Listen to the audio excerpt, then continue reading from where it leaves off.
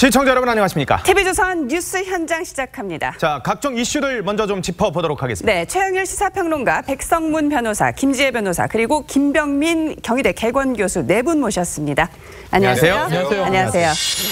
자, 악플은 흉기다. 자, 최태원 SK위원장이 갑자기 법정에 나왔어요. 어떻게 된 일이에요? 네, 증인으로 나온 겁니다. 증인으로? 네, 그러니까 이제 악플들이 최태원 회장과 관계 있는 내연녀 분에게 막 쏟아졌던 일이 있었죠. 예. 여기에 대해서 한 6만 개 정도의 악플이 달렸다고 해요. 6만 개씩? 네네, 6만 개 이상이 달렸다고 합니다. 예. 이것을 달았던 30여 명을 이제 추려서 예. 그중에 12명을 이제 데리고 이 재판이 진행되는 상황이었는데 예. 자, 문제는 또 악플을 달았던 쪽이 있고요. 예. 악플의 피해를 당했다고 주장하는 쪽이 있지 않겠습니까? 그렇겠죠. 법정에서 팽팽한데 이 악플러로 알려진 분들의 법률 대리를 맡은 예. 강용석 변호사가 증인 신청을 한 거예요.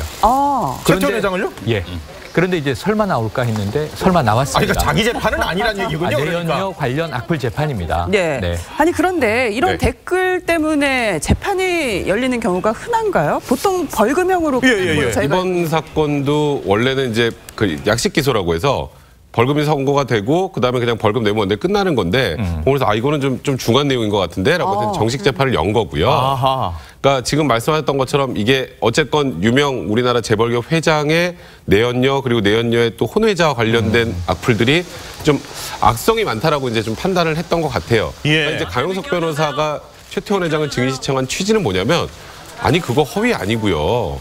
우리 이 악플 다신 분들은 뉴스에 나온 거 이런 거 보고 짜집게서 쓴 거라 그건 악플이 아닙니다라는 취지인데 근데 그 내용을 좀 보면 뭐 학력 같은 거 네. 내연녀 학력에 뭐 중졸이네 뭐 이런 내용들이 들어있는데 그것 예. 때문에 이분의 지금 그 대학원 나중에 그 졸업증명서까지 지금 다 증거로 제출되니까 명백한 허위다라는 거죠. 근데 그러니까 이제 아마도 최태원 회장 불러서 이거 봐라 이런 거 사실 아니냐 이걸 물어보고 싶었던 것 같아요. 예. 근데 사실 물어보려는 것보다 다른 이유였던 것 같은데 나와서 제가 보기에는 오히려 강용석 변호사가 좀 당황하지 않았을까. 그리고 최태원 회장이 어제로 굉장히 악플은 흉기다라고 하면서 예. 정말 심적 고통이 많았다는 걸 또 언론에 호소하기까지 했습니다. 최태원 회장의 얘기 직접 한번 들어보도록 하겠습니다.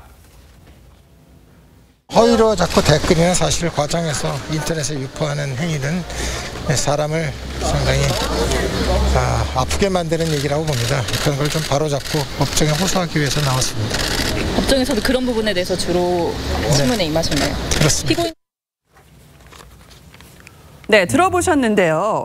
근데 이렇게 허위 댓글이 많이 달린 이유가 뭘까요? 이게 예. 아무래도 최태원 회장의 동거녀에 대한 이 세간의 관심을 반영하는 게 아닐까 싶은데요. 네, 그렇죠. 근데 이 동거녀가 지금 대중에 공개되어 있지 않고 여전히 베일에 쌓여 있습니다. 이제 그렇다 보니까 이런저런 추측도 많고 거기에 대한 뭐 상상에 기반한 허위의 댓글도 많이 달리는 것 같은데요. 알려진 여성이 뭐 최태원 회장보다 15살 연하라고 그렇게 알려져 있죠. 미국 시민권자라고 하고요. 그다음에 뭐 2016년 뭐 한 방송에 따르면 뉴저지에서 이제 굉장히 오랫동안 거주를 했고 재미교포 여성 커뮤니티에서 몸짱 아줌마로 불리면서 활발히 활동을 했었다고 합니다.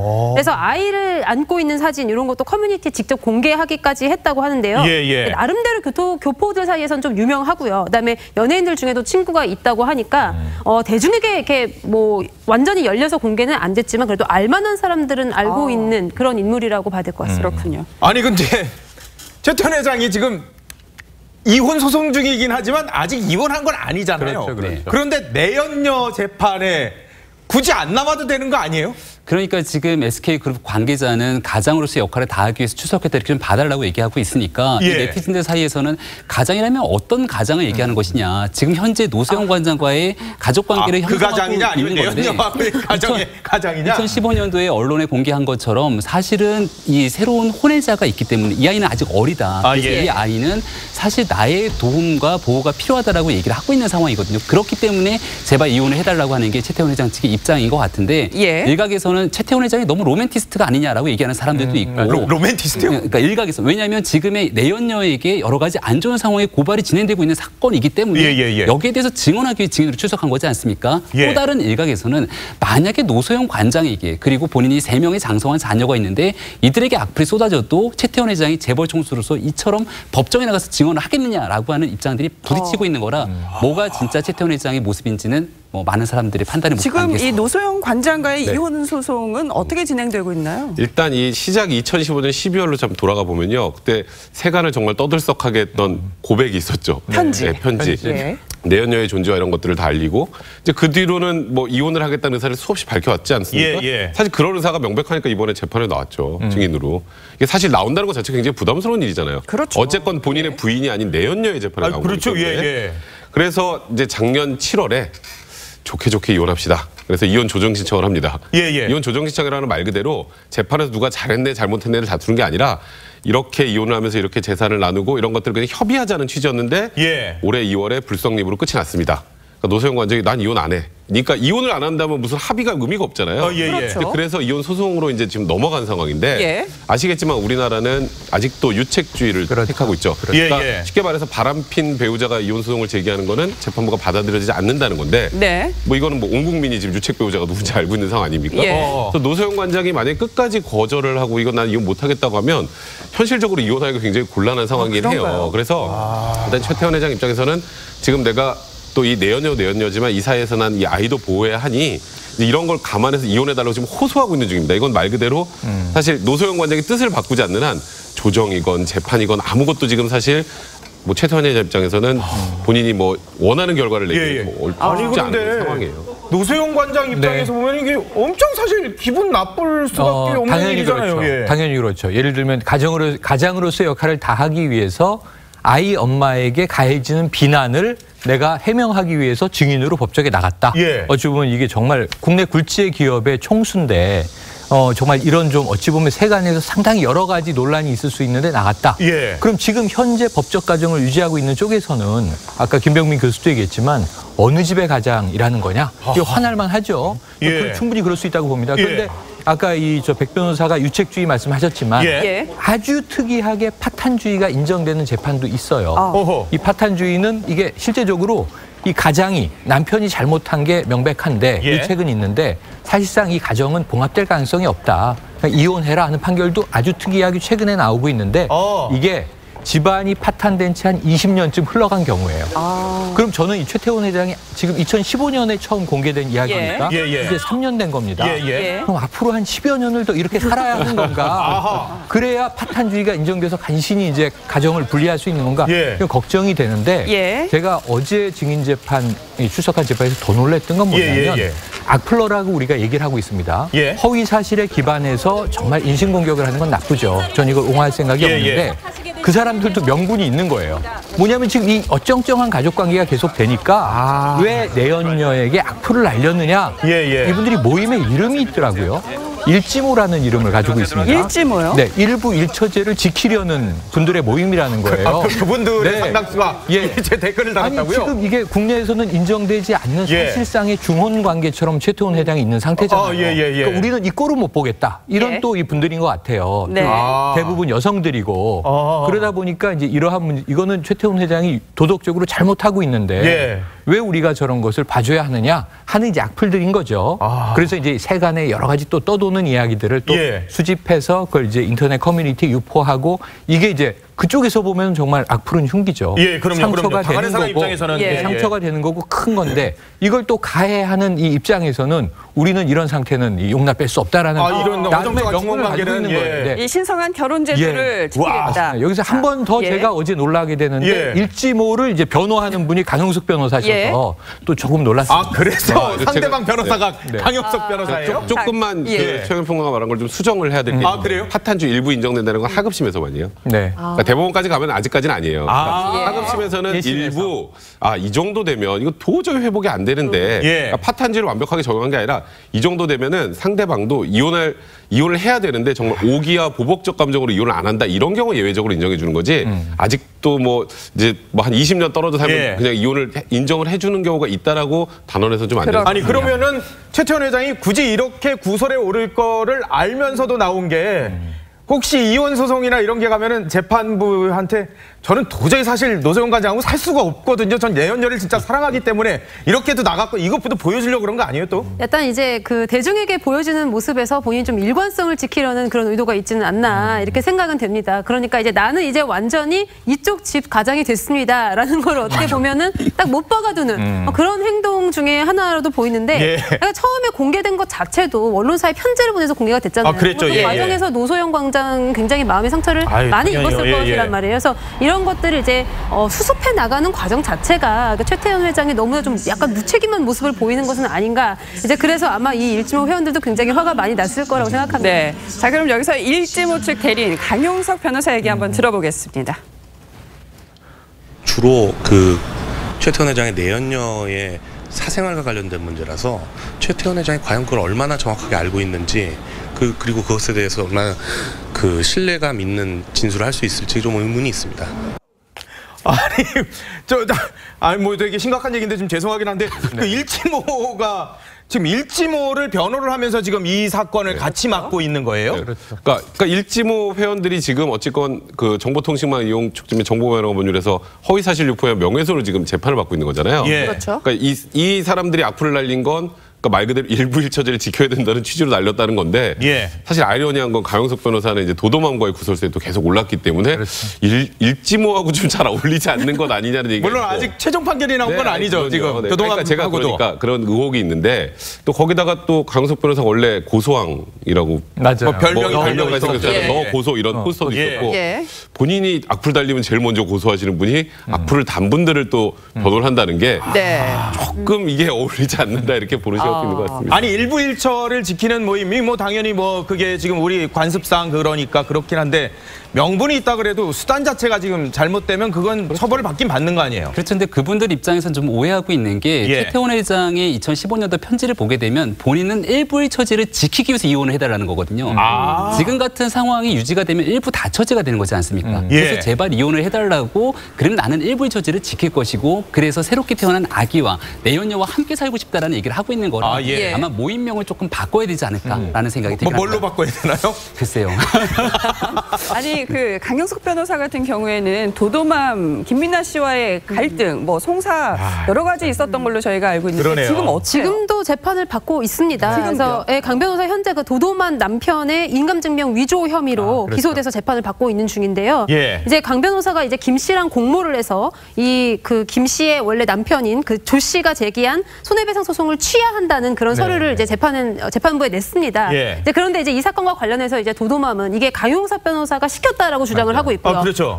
근데 강용석 변호사는 그것이 아니라 이 도도맘이 스스로 한 일이다라고 주장을 하고 있어서 지금 양측의 주장이 팽팽하게 대립되고 있는 상황입니다. 아니 근데 이 재판이 지금 뭐 사실 그러니까 최태원 회장 내연녀 재판 아니겠습니까? 거기하고 일지모하고의 재판인데 최태원 회장이 등장을 했는데 최태원 회장 등장이 이 내연녀한테 유리해요? 뭐 불리할 건 하나도 없죠. 사실 강용석 변호사는 제가 말했던 것처럼 안 나올 거라고 생각하고 추천했던 것 같아 나왔잖아요. 근데 이제 나와서 최태원 회장이 지금 그거 다 거짓말입니다. 그러니까 허위 사실이라는 거를 이제 뭐 이쪽에는 반박을 하려고 불렸는데 최태원 회장이 다 이것도 허위고요. 이것도 허위고요. 이렇게 이제 진술을 한 거예요. 그러니까 강용석 변호사 거기서 버럭합니다. 아니 어렸을 적 일인데 그 내연녀를 어떻게 다 알아? 사실 그거는 완전 코미디적인 상황이 된 거죠. 그렇죠. 그러니까 강용석 변호사는 어떻게든 이제 좀 이게 허위가 아니고 이런 걸 이렇게 해보려고 지금 부른 상황이 됐는데 이제 본인이 부른 증인이 그거 다 허위인데요라고 얘기하니까 갑자기 본인이 부른 증인한테 당신이 아는 게 없는데 왜 지금 아는 척해? 참 어찌 보면 재판이 코미디가 돼버린 거죠. 아니 그러면 이 정작 이 재판의 당사자인 최태원 회장의 뭐 내연녀라고 표현을 해야 될지 뭐 동거녀라고 표현할지 잘 모르겠습니다만 그분은 재판에 안 나오나요? 그분이 지금 안 나오고 있는데요. 그러니까 실제적으로 피해를 입은 사람은 이제 그분이기 때문에 그분에 대한 어떤 증인 신청도 필요하다고 생각은 됩니다. 이제 그렇지만 언론에 뭐 공개하거나 아니면 대중 앞에 나서는 것이 굉장히 꺼려지는 상황이어서 그런지는 잘 모르겠지만 아마 그런 부담감 때문에 웬만하면 출석하지 않겠다라는 그런 입장이 아닐까 생각됩니다. 그리고 사실 허위 사실인지 여부는요. 이분이 나와서 얘기할 필요 별로 없어요. 아까 예를 들어서 학력 관련해서는 그냥 졸업증명서 내면 되고요. 그런 객관적 증거만 내면 되지 이건 굳이 사실 이 피해자라고 하는 사람을 불러서 증인신문하는 거는 좀 이해가 되지 않는 상황일 것 같고 그런 연장선상에서 최태원 회장도 안 나오는 게 정상인데 나온 거죠. 그러니까 강용석 변호사도 당황했으니까 아니 뭘 알아 뭐 이런 거 아니에요. 그리고 여기서 이제 최태원 회장이 적극적으로 방어해야 되는 게 하나가 있는데 지금 악성 댓글을 달았던 것 중에 하나는 SK그룹이 이 내연녀에게 뭔가 경제적인 지원했다라고 하는 내용들이 들어가 있습니다. 그런 얘기도 있었죠. 그러니까 여기에 대해서는 사실은 내연녀에 관한 얘기면은 이거는 말 그대로 내연녀를 만나기 전에 있었던 상황들에 대해서는 최태원 회장이 모를 수 있겠으나 SK그룹과 관련된 내용들은 상당히 심각한 내용으로 볼 수 있기 때문에 적극적인 방어를 해야 될 필요가 있는 거거든요. 게다가 지금 노소영 관장과의 이혼 소송이 진행 중에 있는 사건이기 때문에 여기에 대해서 아마 적극적인 본인의 방어 기제가 좀 발동하지 않았을까 이렇게 추정이 됩니다. 근데 이게 노소영 관장하고 가끔 저기 연락 하셨죠? 저는 이제 박사과정 대학원에서 한 1년 수업을 같이 들었어요. 그래서 이 사건이 처음 2015년 터졌을 때 그 이후에 지금 한 3년은 연락이 없는데 얼마나 힘드실까 하는 생각만 합니다. 근데 그때 제가 카카오톡 문자를 받고 되게 감동했던 건 뭐냐면 그래도 아이들 아빠다. 너무 비난하지 않았으면 좋겠다. 이런 얘기를 하면서 자신은 가정을 지킬 건데 이미 다 살았던 우리 세대가 무슨 낙이 있겠나. 아이들만 보고 가겠다 이런 얘기를 했거든요. 그러니까 사실은 이게 이혼을 한다는 건 뭐냐면 아이들의 입장에서는 아빠와 엄마가 갈라쓰는 거잖아요. 그렇죠. 물론 이 3남매가 다 장성했습니다. 노소영 관장과 사이에 슬아이 자녀들은. 그럼에도 불구하고 또 이들이 지금 결혼도 하고 이제 뭐 가정도 꾸리고 그런 상황인데 사실은 이 노소영 관장 입장에서는 상당히 좀 신앙에 의지하면서 가정을 지키겠다는 입장이 강한 것으로 전 이 최근 몇 년 동안 계속 느끼고 있어요. 그렇게 보면 지금 이 상황이 상당히 좀 난감하지 않을까 싶습니다. 좀 죄송한 얘기긴 한데 만약에 이혼을 해서 이게 노소영 관장하고 갈라서게 되면은 SK 회사의 지분 관계하고 이 전 부인이 되는 거잖아요. 노소영 관장과 이혼하게 되면은 그런 관계도 좀 짚어봐야 되나요? 이혼을 일단 하기로 하면은 이제 그의 부수적으로 이제 재산 분할도 들어가고 위자료 청구 소송도 같이 들어가게 되는데 지금 현재는 그냥 이혼 여부 자체 결정이 지금 안 되고 있는 그런 상황이잖아요. 이제 그렇기 때문에 재산 분할을 만약에 뭐 예비적으로 청구할 수도 있습니다. 이제 이혼 청구하면서 동시에 뭐 재산 분할 같이 한자. 그렇지만 지금 최태원 회장 같은 경우는 이혼만 청구하고 있는 상황이고 또 상대방도 역시 이혼에 대해서만 답변을 한 상황이기 때문에 아마 이혼이 만약에 된다 하더라도 된다 하더라도 재산 분할을 위해서는 굉장히 수년간의 또 법정 공방이 뒤따라야 되지 않을까. 그런데 이 대목은 조금 우리가 명확히 해야 되는 게 이게 기업의 오너 리스크와 연결이 되는 거니까 세간에는 그럼 SK가 둘로 쪼개지는 거야? 뭐 이런 이제 우려들이 많았는데 사실은 그렇지 않고요. 사적인 재산만 분할을 하는 거죠. 부부의 사적인 재산만. SK그룹의 재산을 분할하는 게 거기는 아니라 법인이고 주식회사고요. 총수라고 해도 대주주가 국내에서 한 자릿수. 최태원 회장이 가진 주식은 분할이 대상이 되죠. 그렇죠. 근데 그 주식 자체가 많지 않고 노소영 관장의 주식은 아주 미미하고 개인적 재산을 분할하는 건데 그 문제는 뭐냐면 이게 국내 대기업 총수 일가의 재산으로는 공개된 바로는 최태원 회장의 재산이 그렇게 많지 않아요. 그런가요? 삼성가나 LG가나 다른 데 비하면 5대 이 그룹 안에 들어가지만 최 회장 개인은 돈이 많지 않아서 주식 투자하느라고 이 분식회계 했다가 감옥에도 갔다 오고 그랬던 기억 나실 겁니다. 이게 2003년 일이거든요. 맞아요. 뭐 선물 투자인가 뭔가 했다가 엄청 뭐 그 당시에도 정말 이 재산이 많지 않구나. 여기 한번 놀랬었고. 그다음에 문제는 뭐냐면 이 SK그룹의 지분이 대주주 지분이 두 개로 쪼개지는 정도 상태는 아니기 때문에 이 오너 리스크와는 조금 차이가 있는데 세간의 우려는 뭐냐면 이 두 분이 결혼할 때 정치 권력과 경제 권력의 결합이다. 왜냐하면 이제 특정한 국가의 사업권을 줬던 것 아니냐. 이동통신 사업. 이게 지금 SK텔레콤이 돼 있습니다만. 그래서 이제 그러면은 이혼하면 당시에 노태우 정권 때 뭔가 지원했던 것들을 회수해야 되는 것 아니냐. 이거 굉장히 역사적으로 복잡한 얘기들 하고 계신데 지금 그런 문제들은 다 정리됐다는 게 SK의 입장이고요. 실제로는 이제 회사의 어떤 뭐 이 운영에 지대한 영향을 미치지는 않을 것으로 보는데 문제는 이혼 자체가 어렵습니다. 근데 저는 궁금한 게요. 만약에 이제 노소영 관장과의 이혼이 성립하지 않을 경우 그래서 이 상태가 어정쩡한 상태가 계속 유지될 경우에는 그러면 이 동거녀와의 사이에서 낳은 아이는 어떻게 되는 거예요? 사실 뭐 제대로 된 보호를 받기는 힘들죠 원래는. 그러니까 혼외자니까. 그래도 뭐 최태원 회장이 해주면 하는 거니까 일단은 지원이 하겠죠. 그러니까 특별하게 아이는 상속은 받을 수 있어요, 나중에. 혹여라도. 상속은 받을 수 있다. 당연히 이거는 혼외자 여부를 떠나서 예. 이 핏줄이 연결되면 무조건 상속인은 됩니다. 호저대는 올라갈 수 있나요? 그러니까 그거는 쉽지 않죠. 그러니까 그거는 이제 개인적으로 이 지금 어찌 보면 내연녀 쪽에 올라가 있을 거고요. 그러니까 이제 나중에 이제 최태원 회장이 이제 사망을 하게 되면 그때 상속인은 되기 때문에 그런 보호는 받을 수 있는데 이제 사실 어쨌건 지금 뭐 정식 부부가 아닌 상황에서 난 아이이기 때문에 세상에서 이제 어찌 보면 그 아이에 대해서 좀 이렇게 대하는 거는 아이가 좀 견디기 쉽지 않을 그런 상황이 되겠죠. 그러니까 최태원 회장이 자꾸 이혼하고 나는 새로 출발하고 싶다고 하는 거예요. 그리고 지금 어쨌건 노소영 관장 사이에 그 자녀들은 다 이제 장성해 있기 때문에 이쪽이 받을 상처보다는 이쪽이 받을 상처가 크다라고 지금 생각을 하고. 근데 아빠가 새 출발 하겠다. 최근에 2년간의 이 상황 변화는 제가 모르겠지만 한 3년 전으로 돌아가면 노소영 관장 입장은 그 아이도 안쓰럽다. 거두겠다라는 입장이에요. 맞아요. 내연녀의 아이도요? 그럼요. 그 아이가 무슨 죄가 있어요? 우리 애들 아빠의 아이인데 그러면 거두겠어요. 사실 아까 말씀드린 대로 노소영 관장은 굉장히 관대하게 생각을 하고 있는 입장이었어요. 그 당시까지도. 그러면 우리 아이는 다 컸고 셋이 아주 저 늦둥이 동생 하나 있는 거 아닙니까? 그럼 그 아이를 뭐 예를 들면 과거로 친다면 호적에 올리지도 못하고 아버지를 아버지라 부르지 못하고 그런 거는 큰 문제 아니다. 받아들이겠다. 사실상 양자로 입양하겠다는. 그러니까 이 자체에 대해서는 크게 논란도 없어요, 사실은. 쉽지 않을 것 같은데 그거를 신앙의 힘으로 뭐 아이가 그 마음을 어떻게 뭐 그렇죠, 알겠습니까? 알겠습니다. 자, 다음 주제로 넘어가 보도록 하겠습니다.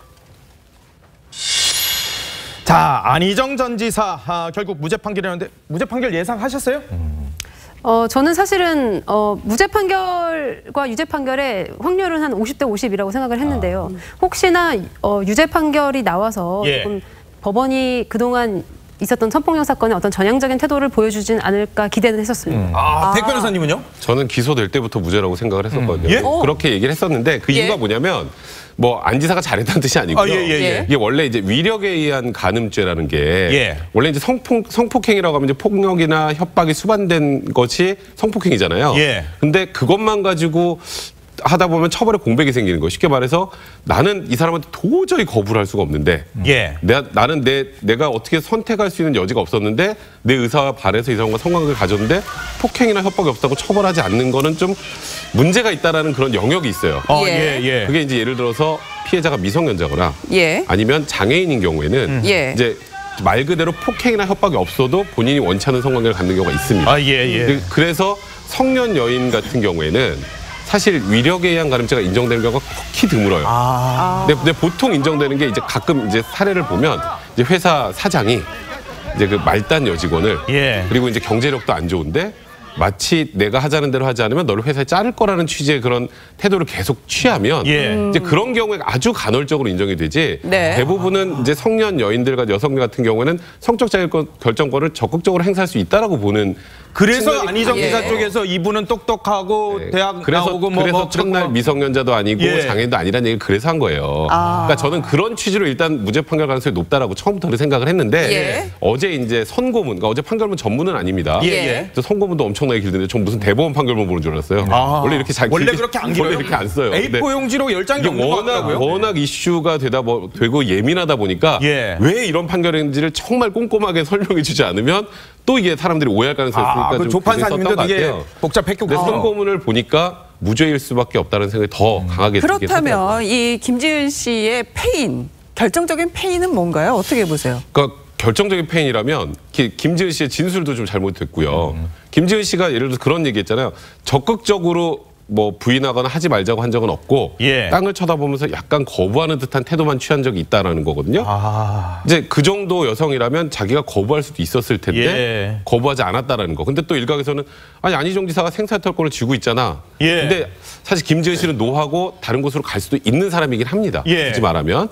그렇기 때문에 사실 김지은 씨가 그렇게 거부를 제대로 하지 않았다라는 것을 속으로는 나는 도저히 거부할 수 없다고 느꼈다는 그 속마음까지 판사가 읽을 수는 없어요. 그러면 외부적인 정황을 기초로 판단하는데 제일 많이 보는 게 뭐냐면요. 이제 성범죄가 있었다고 하면 그 다음에 어떻게 행동을 했느냐가 진짜 중요해요. 그 우스갯소리로 뭐 젊은 친구들 사이에서 야 우리 꽃뱀한테 당하지 않으려면 뭐 나와가지고 같이 뭐 CCTV 데서 밥 먹고 그래야 돼 뭐 이런 얘기들을 하는 옛날에 막 우스갯소리로 그런 사람들이 있었는데. 그러니까 이번 사안을 보면 첫 번째 이제 그 러시아 출장이 이제 첫 번째 이제 범죄지라고 하는 곳인데 재판부도 그게 제일 중요하다고 생각했어요. 왜냐하면 여기서 확실한 위력이 있었으면 뒤에는 학습된 무기력으로 그냥 끌려갔을 수 있으니까 여기에 위력이 있었느냐를 가장 중점적으로 봤는데 이제 성범죄를 당했다라고 한 이후의 행적을 이제 김지은 씨 보면 이 판결문 내용입니다. 그리고 김지은 씨도 시인한 부분이에요. 아침에 안 지사가 좋아하는 순두부찌개를 하는 집을 찾아다녔어요. 성폭행을 당한 뒤에 바로 아침에. 그리고 같이 가서 먹었고요. 그리고 그날 저녁에 둘이 와인바에 갔습니다. 그리고 한국에서 귀국을 해서 안 지사가 머리를 자르는 굳이 그 미용실에 가서 그 미용사에게 본인도 머리를 해요. 그리고 그날 이후에 지인들에게 무언가 내가 뭔가 안 좋은 일을 당했어요가 아니라 여전히 안 지사를 지지하고 존경한다는 취지의 얘기를 했다는 것까지 팩트입니다. 이제 이런 정황이 물론 김지은 씨는 아니 나는 거절할 수가 없었어요라고 계속 주장할 수 있지만 판사 입장에서는 이 객관적인 팩트를 보고 판단할 수밖에 없잖아요. 그러니까 이거는 본인이 말 그대로 성범죄를 당했다고 하는 사람의 태도로 보기는 어렵다. 이제 그런 장면들이 그 이후에 이제 또 성범죄라고 했던 여러 가지 일자에 있었던 일들하고 종합해 보면 현실적으로 위력이라고 보기 어렵다고 하는 거죠. 그래서 무죄가 나왔다. 그렇지만 무죄라고 판결은 했지만 선고문을 보면은 지금 현행 법 체계에 맞습니다. 얘기를 했어요. 제일 중요한 문제가 이게 이제 외국에서는 이게 법적으로 인정되는 문제가 no means no. 내가 거부, 그러니까 거부라는 게 저항, 물리적인 폭력. 아니 물리적인 폭력은 강간죄가 있잖아요. 그럴 거면 뭐하러 위력에 의한 간음이라는 법조항을 만들어놨겠어요. 그러니까 위력에 의한 법조항이라는 거는 워낙 권력의 차이가 커서 내가 힘을 쓰지 않아도 말로만 이 사람을 당신의 의사에 반해서 내가 원하는 걸 관철시킬 수 있는 게 권력이라는 거예요. 그러니까 위력에 의한 간음 이게 정해져 있는 거예요. 그런데 아까 백 변호사 얘기처럼 워낙 인정이 어려워요. 이게 아주 정말 심신미약 상태가 아니면 그러니까 예를 들면 이런 거예요. 여학생이 이 선생님에게 성적 추행이나 성범죄를 당했습니다. 그 지금 판사의 입장은 전 이렇게 읽히는 거예요. 아침에 출석했네. 결석해야지.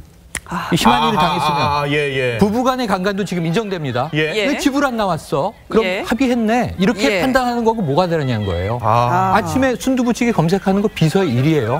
밤에 큰일을 당했는데 이 여러 가지 입장에서 이 여성은 요거 김지은 씨가 아니라 이 여성은 아침에 출근할 수도 있고 해야 할 일을 할 수도 있고 그런 거예요. 그리고 이게 저는 안희정 지사의 전속 미용실인지는 아직 확인이 안 됐는데 만약 서로 다 그 충남 도청 사람들이 단골로 다니던 미용실이라면 거길 갔다는 이유를 또 갖다 붙여서 왜 안희정 지사가 간 미용실을 굳이 갔을까? 이것도 좀 일종의 이 편향된 입장 아닌가 하는 생각도 들어봐요. 아직 팩트는 제가 모르는 상태고 개인적인 사견입니다. 유죄 의견을 생각하셨던 모양이군요. 저는 이 유죄여야 한다라고 보는 게 제 개인적인 입장입니다. 왜냐하면 그렇게 적극적으로 피해자의 진술을 들어주지 않으면 지금 피해자의 진술의 이상한 점을 다 찾아낸 건 맞아요. 백 변호사님 말씀처럼 팩트인 것도 맞아요. 그럼 왜 저런 일을 당했는데 존경한다고 얘기하고 내가 의지할 사람은 안 지사밖에 없다고 얘기했을까? 이게 통상 성폭행 당한 사람들의 심리를 잘 모르는 분들이 이상에 저항할 수 있는데 이렇게 얘기하잖아요. 저항할 수 없는 게 위력의 의한이에요, 사실은. 근데 그 부분을 우리가 지금 거꾸로 해석을 해서 아니 충분히 자기 결정권, 자기 의사 다 얘기할 수 있지만 그게 뭐 위력에 의한 거예요.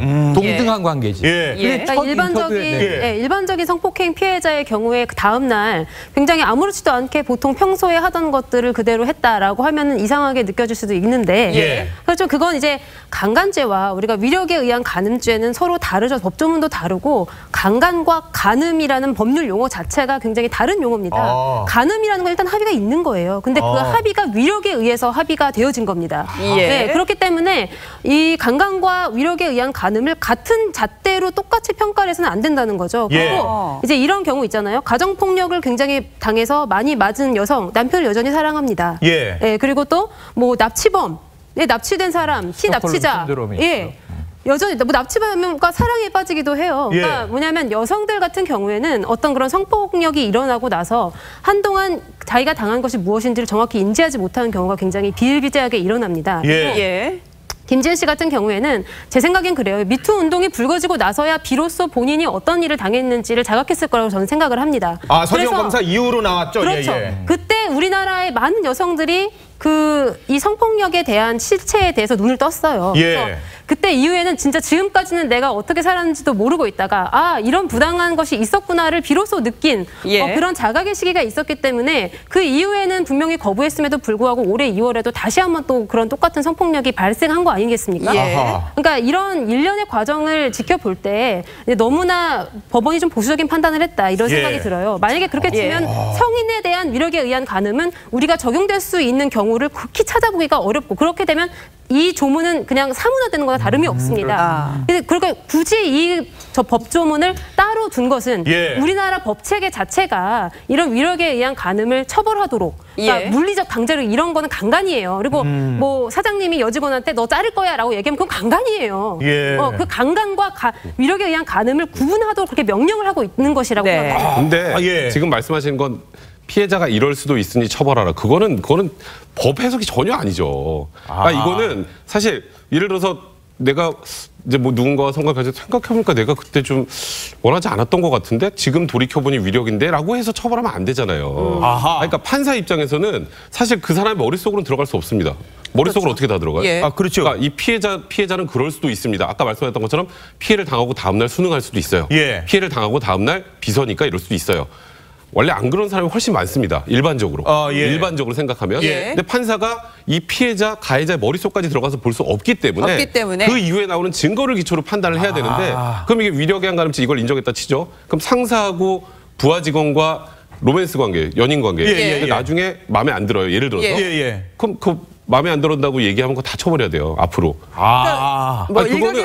그러면 이거는 그냥 말 그대로 상하 관계면 무조건 처벌해야 되는 그런 황당한 경우가 생길 수가 있어요. 그러니까 이 사건은 정확히 분명히 너무 연인이 하나만 아닙니다. 더 얘기해. 연인이 무조건 아니에요. 하나만 더 얘기할게요. 변호사 두 분이 입장이 너무 다르니까. 아까 말씀하셨던 게 미투 운동이 터지고 뭐 그때는 원치 않았다 말씀하셨는데 미투 운동이 터지고 난 이후에 이제 마지막 그 성범죄가 있습니다. 그 이제 공소 사실에 보면 그때 원래 미투 운동이 지금 활발하게 있으니 문제를 지적하고 나왔어야 되는데 나오지 않았다는 거 하나. 그리고 본인이 뭐 씻고 하라니까 샤워까지 하고 직접 왔다는 거. 그러니까 지금 그 상황은 물론 그것도 역시 심리적으로 종속돼서 그랬을 수도 있겠지만 법원에서 객관적으로 판단한다면 이거는 위력을 행사한 것이 아니라는 거예요. 처음에 뭐 한번 껴안았을 때 뭐 내가 외롭다 뭐 이렇게 얘기를 했단 말이에요. 외롭다가 위력의 행사입니까?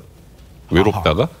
그러니까 그건 아니에요. 그러니까 이게 저도 지금 김재 변호사 말씀 충분히 이해는 갑니다만 법원에서 판단을 할 때는 결국은 객관적인 증거를 가지고 판단을 해야 되는데 이거는 위력을 행사했다고 볼 만한 증거가 없었던 거예요. 일단 법원에서 판단하는 게 위력이 있다고는 판단한 거죠. 다만 그 위력을 행사하진 않았다고. 그렇죠. 권력은 있다고 권력이 고지사이기도 하면서 대한민국의 유력한 차기 대권주자이기 때문에 언제 대통령이 되더라도 이상하지가 않을 정도의 힘을 갖고 있는 사람입니다. 저는 이거를 일반 회사 같은 관계 속에서의 상호관계랑은 좀 다르다라고 판단하고 싶고요. 그렇기 때문에 피해자가 하는 일련의 행동들이 여기서 저항하고 미치고 나오는 등의 행동들이 일반적인 피해자의 범죄랑 완전히 다르다는 거죠. 왜냐하면 대한민국의 유력한 권력을 갖고 있는 차기 대권주자의 비서와의 관계였다는 거 첫 번째 좀 얘기를 하고 싶고 두 번째는 위력의 행사가 없었다라는 건데 여기에 대해서 지난 2017년 7월 달에 이 김지은 씨가 수행비서로 임명이 되게 되죠. 아마 김지은 씨는 안희정 전 지사를 나름대로 유력한 정치인으로서 존경했기 때문에 캠프에도 들어왔고 캠프에서 충남도청에 들어왔을 때 굉장히 기뻐했다라고 얘기를 하고 있습니다. 그런 관계에서 러시아 출장을 가요. 출장을 가 있는 그 유력한 상관이 여기에 대해서 외롭다가 아니라 안아달라고 얘기를 하게 됩니다. 그렇다면 이것을 위력의 행사로 볼 수 있는지 아닌지에 대한 여부를 따질 필요가 저는 있다고 보는 건데 이것을 위력으로 정리하지 않는다라면 말 그대로 이런 거죠. 그러면 여기에 대해서 나는 너가 지금 나와의 그 관계 속에서 성관계를 하지 않으면 너의 지위에 심각한 위협이 있을 거야라고 얘기를 해야 되는 건데 그런 상태로 얘기하게 되는 실질적인 관계가 얼마나 있겠냐는 거예요. 저는 이것을 대한민국의 미투 1호 판결이라고 얘기들을 많이 하는데 미투가 대한민국에서는 서지영 검사를 통해 촉발됐지만 실질적으로 미국 할리우드에서 할리우드에서 굉장한 권력을 갖고 있는 사람으로 인해서 거기 유명한 배우들이 수년 오랜 기간 동안 피해를 받았던 데서 미투가 촉발하지 않습니까? 여기에 대해서는 권력을 갖고 있는 사람에 대해서 쉽게 추행을 당하거나 성폭행을 당했다 하더라도 예. 쉽게 저항하지 못하게 되는 행위들이 오랫동안 축적되었던 거예요. 이거 대한민국이 아니라 미국에서도 마찬가지입니다. 예. 우리나라에서도 정치적인 권력관계, 기업에서의 권력관계 속에서 감히 저항하지 못하게 되는 상황이 오게 되는 사람들을 보호하기 위한 이 법 조항이 위력에 의한 성폭행이 아닐까라는 생각이 드는데 예. 이 부분에 대한 법적 해석이 조금은 너무 협소하지 않는다는 판단. 당장 여성 단체들은 뭐 지금 강하게 반발을 하고 있는 상황인데요. 들어보도록 하겠습니다.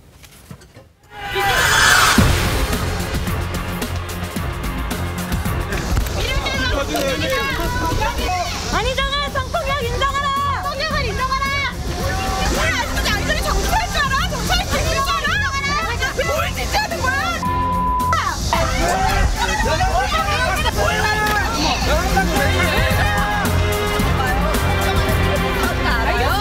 하지 마요. 내려놔요. 아까도 했어요. 그대들도. 나오세요. 갖고 나오세요.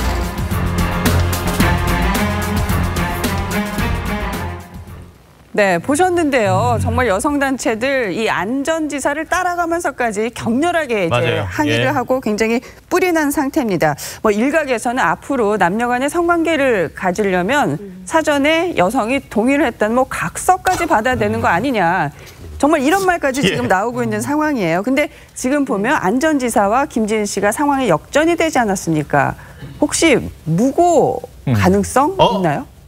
무고 가능성 저는 거의 없다고 보는데요. 왜냐하면 지금 변호사들 사이에서도 의견이 갈리잖아요. 예, 예. 그러니까 어떻게 보느냐, 그다음에 또 얼만큼 이 법조문을 해석할 때 전향적인 의식과 갖고 있느냐, 아니면 이제 굉장히 좀 보수적으로. 원래 형사법은 약간 보수적이긴 합니다. 근데 보수적인 시각으로 해석할 것이냐, 이거에 따라 굉장히 달라질 수 있는 사실관계인데 예. 성폭력으로 무고죄가 인정되는 경우는 예를 들어서 성관계 자체가 아예 없었는데 그런 일 자체가 아예 없었는데 있었다고 허위로 꾸며낸다거나 예. 뭐 이런 경우가 아닌 한은 근데 예를 들어서 이런 거죠. 동의가 지금 없었다는 걸 입증할 수 없듯이 동의가 있었다는 걸 입증하기도 굉장히 어려운 것이죠. 이제 그렇기 때문에 무고의 위험성은 거의 고려하지 않아도 될 것 같습니다. 그런데 안 갈 거다. 네. 아까 그 내연녀 재판에도 최태원 회장이 불쑥 등장해서 되게 좀 황당하긴 했었는데 이번에는 안희정 지사의 재판에 민모 여사가 등장을 해서 증언을 한 게 또 상당히 영향을 준 것 같은데요. 봅니다. 뭐냐면 이제 이 밤에 새벽에 침실에 들어와서 두 부부가 자는 것을 김지은 씨가 내려보고 있었다. 사실 그게 섬찟한 장면이죠. 예. 그런데 거기서 이제 불편감을 느꼈다. 안 지사에게 저 친구 좀 이상하다는 얘기까지 했다. 이런 이제 증언을 했는데 이런 증언을 하면서 이 재판부에서는 너무 주관적인 평가를 내리지 마라. 이런 또 주의를 주기도 했어요. 그런 얘기도 들었다고 그래요. 그럼에도 불구하고 지금 이제 1심의 판결을 보면은 이 안 지사가 판정승을 한 상황이 됐기 때문에 그 부인의 증언도 영향을 행사했나 보다라고 추정할 수밖에 없어요. 그런데 그때 구모 씨라고 김지은 씨 쪽의 증인으로 나온 분은 어떤 이야기를 했냐면 당시에 전화를 받았다는 거죠. 안 지사 가족에게 전화를 했는데 그 가족이 받아서 자, 애들 아빠인데 어떡하겠나. 살려야지. 이런 얘기를 이제 민 여사가 했다는 이야기를 또 증언하기도 했어요. 근데 이쪽은 어쨌든 이 김지은 씨 쪽 증인들의 이야기는 대체로 좀 이제 의미 없이 받아들여진 것 같고 반대쪽의 증언은 받아들여진 것 같은데 완전히 달랐습니다. 왜냐하면 안전지사가 한쪽에서는 왕처럼 행동했다. 이런 거였고 한쪽에서는 아니다. 수평적으로 김지은 씨가 오히려 면박을 주기도 했다. 안 지사님은 아무것도 못해요. 몰라요. 뭐 이런 얘기도 했다는 거죠. 근데 이제 지금 결국은 보면은 이 판결의 결과는 김지은 씨는 이상한 사람이 된 거예요. 그렇잖아요. 그 상황에서 오락가락했던 것도 팩트라고 우리가 인정할 수 있고 하지만 이것이 위력에 의한 간음이 없었는데 그랬던 것이냐, 있었음에도 불구하고 그랬던 것이냐, 이 진실은 우리가 아직 모릅니다. 2심, 3심까지 이제 더 가봐야 될 것 같은데 그럼에도 불구하고 안 되겠다고 지금 그러고 있죠. 검찰에서. 그럼에도 불구하고 재판부가 이 법이라서 어쩔 수 없는데 좀 민감하게 보지 못했다. 기계적으로 봤다. 전 이렇게 생각하는 게 아까 이 백 변호사가 얘기한 외롭다고 얘기했고 안아달라고 했는데 이게 위력이 아니다라는 거잖아요. 사실 이게 위력일 수 있다고 보는 사람은 안전지사가 자신보다 높은 사람에게 나 외로워요. 좀 안아주세요. 이렇게 얘기했을까요? 안 했을까요? 왜 김지은 씨에게 그 자리에서 외롭다고 얘기했을까요? 저는 저보다 이 어르신들, 윗분들에게 저 외로워요. 이런 얘기 못해요. 그러니까 한번 우리가 양심에 손을 놓고 생각을 해보자고요. 그 시점에. 그러니까 예를 들면은 내가 위력을 행사하고 싶을 때 뭐 전화 같은 거 할 수 있잖아요. 근데 내가 뭐 이런 요구를 하는데 당신이 이 요구 안 들어주면 내가 이렇게 위해를 가할 거예요 라고 하지 않죠.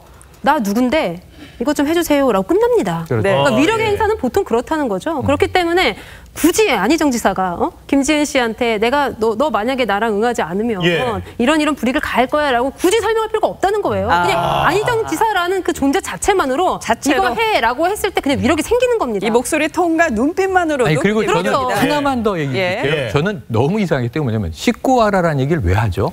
근데 씻고 온 사람에 대해서 지금 씻고 왔으니까 동의한 거 아니야? 이 판결이잖아요. 씻고 와라는 얘기를 한 게 이상한 거 아닙니까?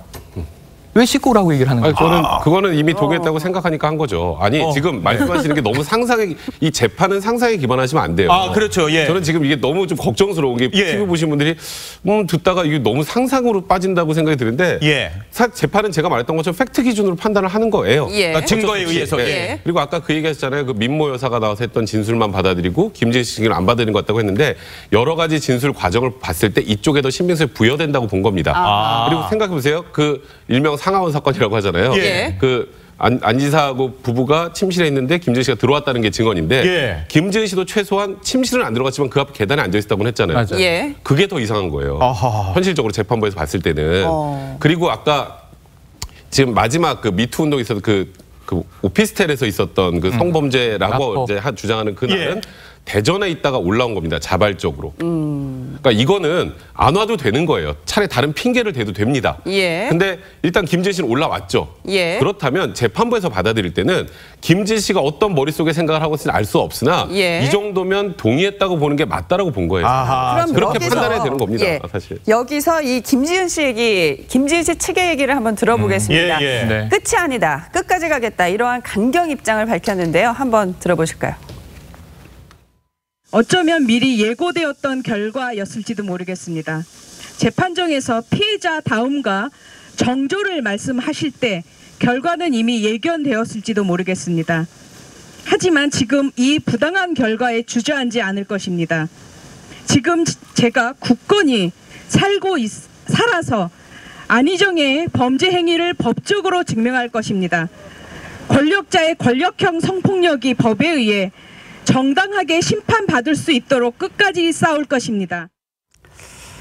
네, 들어보셨는데요. 이 재판정에서 피해자 다음과 정조를 말했을 때 이미 이러한 무죄 판결을 예상을 했다는 그런 얘기인데요. 이 김지은 씨 입장을 대독한 거죠.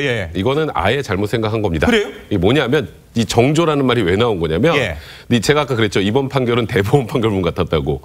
처음에 이 위력행 가름죄가 왜 생겼는지부터 설명을 합니다. 그러니까 이거는 처음 그 형법이 제정될 때 생겼는데 그때는 그러니까 여성의 정조를 보호해주는 법이었어요. 그때는? 애초에 그 당시에는 여성이 소극적, 수동적 입장이니까 여성을 보호해주는 그런 취지라고 해야죠. 정조를 보호해주는 법이었다면 이제 여성의 인권이 신장되면서 정조가 아니라 성적 자기결정권을 보호해주는 보호법이 변경이 됐다는 취지의 내용이 쭉 나옵니다. 거기에서 정조라는 단어가 언급되는데 마치 이번 판결이 정조에 관련된 무슨 그런 약간 구시대적인 판결한 것처럼 지금 말씀을 하시는데 그게 아니고 논점을 약간 그렇죠. 이 죄는 옛날에 정조를 보호했다 면 지금은 성적 자기결정권을 보호하는 겁니다라고 설명해주는 그 내용에 들어있었던 정조예요. 그러니까 이건 이 판결과 정조는 하등의 관련이 없습니다. 이게 이제 선고문에서의 얘기라기보다는 공판 진행 과정 속에서 피해자다움에 대해서 꾸준하게 수시간 동안 김지은 씨에게 얘기를 했다는 겁니다. 거기에서부터 느꼈던 문제가 있었다라고 판단하는 것 같고 정조에 관한 질문도 공판 과정 속에서 나왔다는 거예요. 그러니까 그때부터 인지됐을 때 이미 재판에 대해서 1심 선고가 나오기 전에 여기에 대해서 예측할 수밖에 없었다라는 게 김지은 씨 측의 설명인 것 같습니다. 참 저희 패널 분들의 생각이 정말 각양각색이네요. 그러네요. 근데 이게 이게 불륜은 아니겠어요? 무죄는 나왔지만. 맞죠. 근데 이게 민 여사 입장에서는 남편이 불륜을 저지른 거를 옹호해주기 위해서 재판에 나온 모양새가 됐잖아요. 이런 경우가 있어요, 재판에? 통상적으로 성범죄 사건에서 가해자의 부인이 증인 나오는 경우는 없죠. 사실상 또 다른 피해자니까. 그렇죠. 보통은. 그런데 일단은 지금 안 지사의 부인 입장에서는 이거는 지금 남편이 잘못한 건 잘못한 거고 바람을 폈을 때 잘못한 건 잘못한 건데 아무리 봐도 나는 성범죄자는 아닌 것 같다. 내가 이런 일들이 있었는데 그래서 자처해서 나온 거예요. 그러니까 어찌 보면 지금 민 여사의 얘기에 신빙성이 더 부여될 수도 있는 상황이었던 거예요. 그것 때문에. 그래서 저는 재판부에서 민 여사의 진술의 신빙성을 다소 더 높게 본 게 아닌가 그런 생각도 좀 들긴 합니다. 그런데 민 여사는 안 전 지사와 부부관계고 특수관계인데 그렇기 때문에 아무렴 팔이 안으로 굽는다고 안 전 지사에게 유리한 얘기를 할 수밖에 무섭지 않습니까? 그 부분은 재판부가 가만 안 하나요?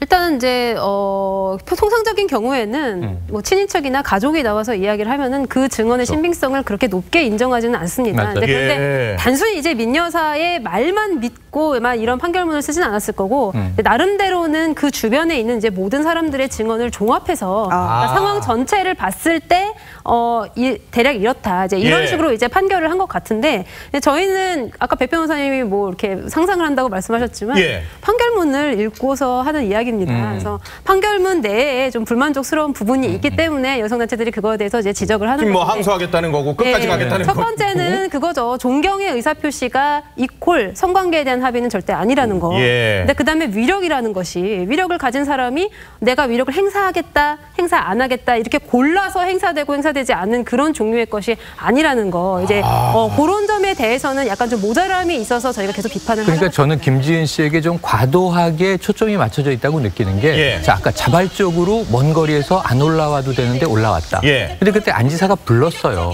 불러서 먼 거리에서 갔어요. 근데 먼 거리니까 안 가도 되는데 오지 말라는데 자기가 간 게 자발적인 거예요.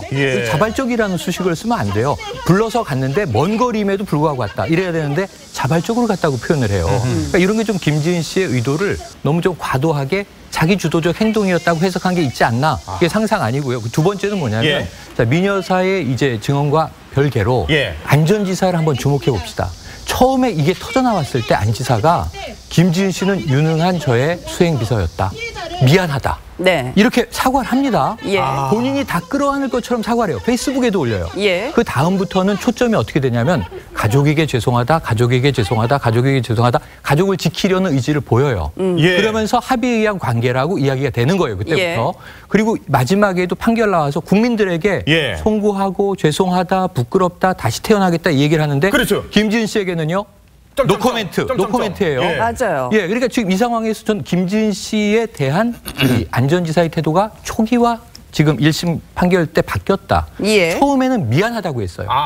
괴념치 말아라 가지고 했고 잊으라는 얘기도 공개가 됐고 괴념치 마라. 미투 운동이 터지고 연락을 안 받으니까 계속 물어보는 괜찮은지를 확인하는 이제 이 문자들이 나옵니다. 근데 처음에 우리가 쭉 봤던 정황들은 다 사라지고 김지은 씨의 행동과 태도에만 지금 판결은 다 집중이 돼 있어요. 이 부분에서 안전지사의 변화 과정은 왜 우리가 놓치고 있을까? 이런 생각도 그러니까 안희정 전 지사가 지금 김지은 씨한테는 답을 안 했는데 김지은 씨 관련해서는 다시 태어나겠다라고 얘기를 해서 이제 무죄 판결 받았으니까 또 섣부르긴 합니다만은 정계복귀 그러니까 이제 이 재판 과정 속에서도 지지자들이 나오기 시작하고 이 재판에서 결정적인 증언했던 사람들이 또 안희정 전 지사의 측근들이 나와서 결정적인 증언을 합니다.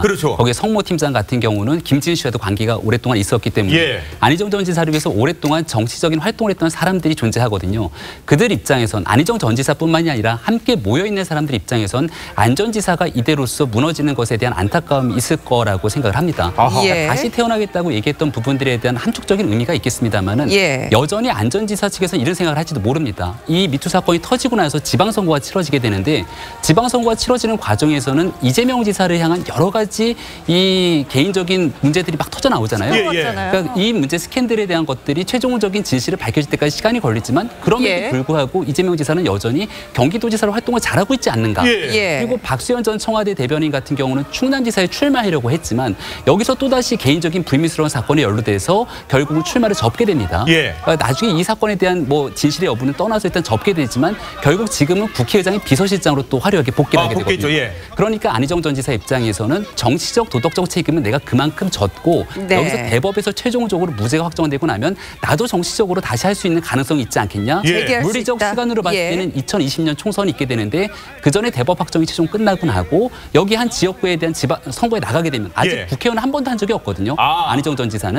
그렇게 되면 국민들로부터 선택을 받았기 때문에 나는 가능하지 않겠냐라고 하는 시나리오를 쓸 수도 있겠습니다만은 여전히 저는 어렵다라고 판단하는 이유가 결국은 정치적 도덕적 책임뿐만이 아니라 러시아에 가서 충청남도 도민들이 거둔 그 세금을 가지고 공무 업무를 위해서 출장을 갑니다. 그렇죠. 출장을 가 있는 그 상황에서 부적절한 관계가 비서랑 일어난 거예요. 그럼 과연 공무를 담임할 수 있을 만큼의 실질적인 기본 자세가 돼 있는가에 대한 여부는 논외이기 때문에 저는 이번 사건이 현행법상으로는 무죄지만 그렇죠. 도덕적인 의미에서는 정치적인 뭐 이런 상황이 유죄 있어서는 아니냐 이게 그 여론의 대부분의 생각인 것 같은데 자 그렇다면 이 안희정 지사의 훗날 정치적 재기를 위해서는 이 김지은 씨와의 법적 다툼에서 이겨야 돼요. 이게 그렇죠. 반드시 이제 그 전제되는 그렇죠, 조건인데 김지은 씨도 가만히 있지 않겠다라고 하거든요. 김지은 씨 앞으로 어떠한 전략으로 안희정 지사의 약점을 공략을 할까요? 사실 할 게 없어요.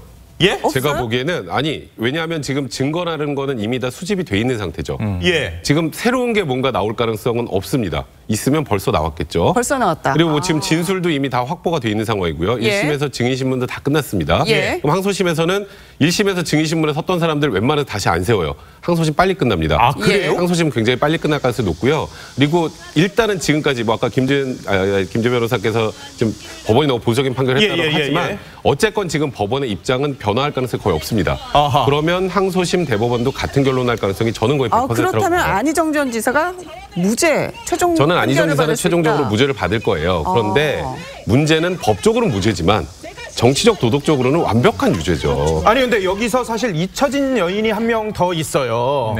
그 연구소 직원 그분도 사실 미투로 이 폭로를 했었는데 그땐 검찰이 기소를 안 했거든요. 근데 김지은 씨는 기소를 했단 말이에요. 검찰도 나름대로 보니까 김지은 씨 문제는 자신이 있다고 생각했으니까 기소를 했고 그 여인은 기소를 안 한 거 아니겠어요? 그렇죠. 검찰 입장에서는 일단 구속영장 청구까지 했었던 사건이고 그리고 그렇죠. 그리고 자신 있게 또 기소를 했는데 무죄가 나오면 이제 무조건 항소를 할 수밖에 없을 겁니다. 이제 검찰 매뉴얼에 따라서 이제 그렇게 될 텐데 아마 검찰 입장에서는 약간 자존심이 상하는 일이기도 하겠죠. 검찰은 이제 이거 굉장히 죄질이 나쁘다라고 해가지고 나름 그 형량 내에서는 좀 높은 형인 4년형을 또 부르기도 했습니다. 이제 그랬는데도 불구하고 결과가 이렇게 되니까 이제 검찰 입장에서도 어떻게 보면은 이제 법리적으로 좀 더 치밀하게 항소심을 준비해야 되지 않을까 싶고요.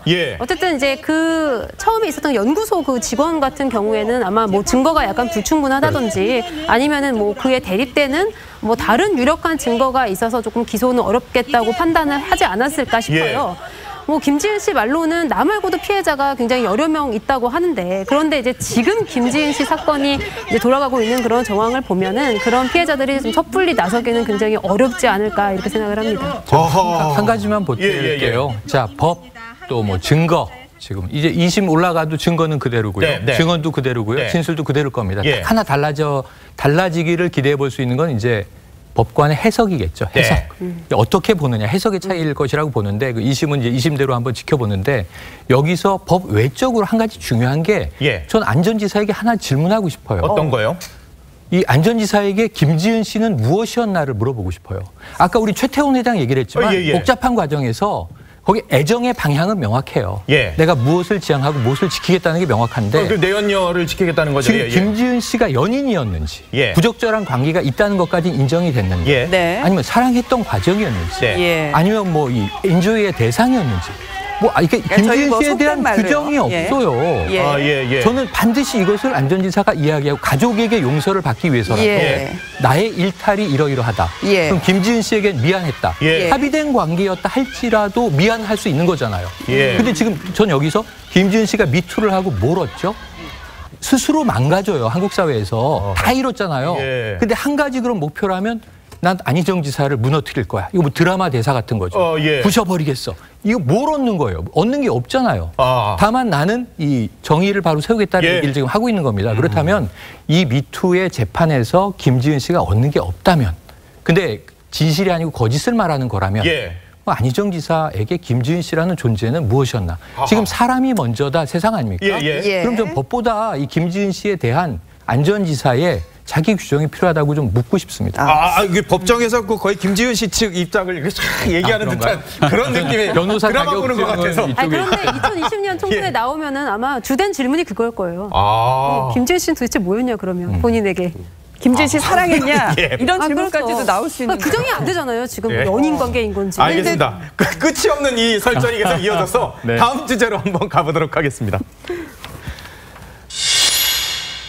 퇴직금 계산법. 예. 조현민 전 대한항공 전무 얘기가 또 나왔는데 그룹에서 다 모든 직을 물러나는데 퇴직금이 어마어마하다는데요? 네, 맞습니다. 대한항공 전무, 진에어 부사장 직위가 여러 가지가 있지 않습니까? 그래서 여기에서 받게 되는 퇴직금이 대한항공에서만 6억 6,100만 원, 진에어에서 6억 3,100만 원을 챙겼다라고 얘기를 하고 있는 겁니다. 합치면 10몇 억이 되는 거죠. 가까이 그러니까 이게 그렇게 근무한 기간이 또 길지도 않아요. 한 7년 정도 넘게 근무했기 때문에 여기서 임원으로 근무했던 기간들을 계산해갖고 이렇게 퇴직금을 받는다라고 얘기를 하고 있습니다. 원칙적으로 따지면 그렇게 받을 수도 있는 거겠죠. 뭐 높으신 분이니까. 하지만 조현민 전 전무가 던졌던 물컵 하나로 인해서 실질적으로 대한항공을 비롯한 이 진에어 등이 받게 되는 피해는 이루 말할 수가 없는 것 아니겠습니까? 그렇다면 회사에 끼친 해가 있기 때문에 여기에 대해서 기업의 가치가 완전히 폭락하게 됩니다. 그럼 이것을 바로잡기 위한 사회공헌적 측면 차원에서라도 해야 되는 역할이 있을 건데 이 조양호 회장을 비롯한 이 조현민 전무의 이와 같은 퇴직금과 그리고 급여에 대한 논란들이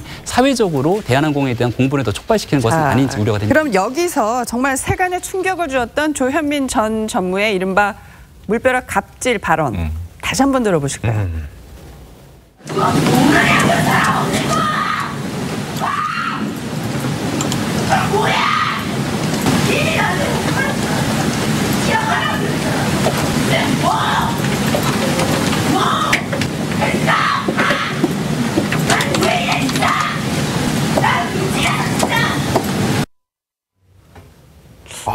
들어도 충격적이죠, 진짜. 들어도. 근데 저런 목소리들이 결국 회사에서 지금 나오게 된 상황이 계기가 됐잖아요. 근데 아무리 임원 보수가 높고 퇴직금이 높아도 13억 원을 또 수령해 간다는 것 자체가 이게 여론의 시선이 곱지가 그러니까 지금 조현민 전무 같은 게 사실 저것 때문에 뭐 어쨌건 총수일가 전체가 지금 전부 다 조사를 받고 있는 상황이고 회사가 휘청휘청거리고 진에어의 면허가 취소되네 마네 이러고 있는 상황이 여기서부터 시작이 된 거 아니겠습니까? 지금 말씀하셨던 것처럼 뭐 그 회사 규정상 퇴직금 지급하는 거 7.5년 근무한 걸로 해서 급여에 뭐 얼마에서 받는 13억 받는 거를 뭐라 할 수는 없겠습니다만 제가 만약에 이 조현민 전무 뭐 아니면 대한항공 관계자라면 이게 퇴직금의 수령액인데 내가 이런 이유로 사회에 이렇게 환원하겠다가 오히려 훨씬 낫지 않았을까. 근데 사실 조양호 회장 같은 경우 지금 상반기에만 지금 급여가 58억 정도 되거든요. 아니 조양호 회장도 많이 받았어요. 조양호 회장도 회장님은 연봉이 세군요. 네 군데서 다 받아서 이제 사실 말 그대로 6개월의 월급이 이제 50억이 넘는 거죠. 1년이면 100억이 넘는 거죠. 이제 그러다 보니까 결국 이게 오너 일가만 배부르는 게 아니냐라는 또 이게 비난의 화살이 갈 수밖에 없는 상황이에요. 그래서 사실 지금 조현민 전무의 13억 퇴직금을 사실 우리가 그게 너무 많다 적다 할 건 아니지만 지금 시선이 이렇게 좋지 않다면 이런 퇴직금을 좀 좋은 곳에 활용해서 이미지를 바꿀 수 있는 방안을 좀 고민해보는 게 낫지 않을까. 직원들 복지해서라든지. 그렇죠. 회사 건물 1층에 커피숍까지 운영한 사람인데 이 퇴직금을 쉽사리 내놓겠습니까? 당연히 이제 본인이 가지려고 할 건데 이제 문제는 뭐냐면 이렇게 어떻게 보면 좀 회사의 명예를 실추시키고 또 다르게 얘기하면 불법 행위를 해서 이렇게 퇴직을 하게 되는 그런 경우까지 우리가 퇴직금을 다 챙겨줘야 되느냐 이런 문제도 있을 수가 있습니다. 불법으로 아직 다 단죄된 건 아니죠? 물론 그렇긴 하지만 또 회사에서 나름대로 또 정책적 판단을 통해서 그 회사의 이미지 추락 이건 너무나 명백한 사실이죠. 회사에 해를 가한 직원이기 때문에 뭐 정리해고하는 차원이다. 뭐 그러면은 퇴직금이 좀 그대로 지급되는 것이 과연 맞겠느냐? 맞다. 이게 명예로운 퇴직은 아니잖아요. 그러니까 그렇기 때문에 이거 굉장히 좀 문제가 계속 있는 거예요. 조양호 회장이 챙겨준 거 아니냐? 이제 이런 얘기도 계속 나올 수밖에 없는 거죠. 그러니까 이 규정이 이제 물론 그러면 조현민 전무가 그러면 대한항공을 상대로 뭐 어떻게 소송을 할지 어떻게 될지 잘 모르겠지만 만약에 지급을 안 하면 이게 규정이 있으니까 그렇지만 이제 그 대중들이나 아니면 같은 회사 직원들이 보기에는 정말 한심스러울 겁니다. 그러니까 여기서 일반적으로 우리가 글로벌 컴퍼니 대기업이잖아요, 국내에서. 그럼요. 그리고 해외에 이 항공 네트워크를 장악하고 있는 회사잖아요. 국적이 반납하라는 청원도 나왔잖아요. 그럼 저런 아까 갑질 목소리 저렇게 경영을 했단 말이야. 저런 방식으로 부하 직원을 다뤘단 말이야. 그러면 여기서 뭐가 빠져 있냐 하면 최대한의 내부적인 그 읍소하는 모습이라는 게 직에서 물러나게 하겠다. 근데 일반 회사면 어떻게 할까요? 예. 징계위에 회부되죠. 아, 원래는. 예, 그러고 해고되죠, 마땅히.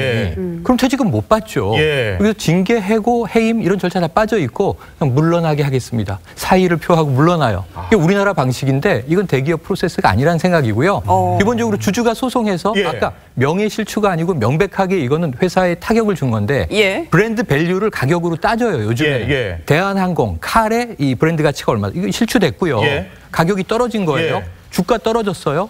심지어는 진에어는 본인이 등기 임원으로 있었기 때문에 이게 법 위반으로 돼서 영업정지를 먹느니 마느니 이 상황까지 갔어요. 엄청난 해를 끼쳤죠. 그럼 회사가 만약에 조현민 전 전무에게 손해배상 청구하면 소송해서 재산을 털어내야 되는 상황일 수도 있습니다. 이거 다 지금 면책해 주는 거죠. 전 이해가 안 돼요. 그렇군요. 알겠습니다. 자, 네 분과 말씀 나눠봤습니다. 고맙습니다. 잘 들었습니다. 감사합니다.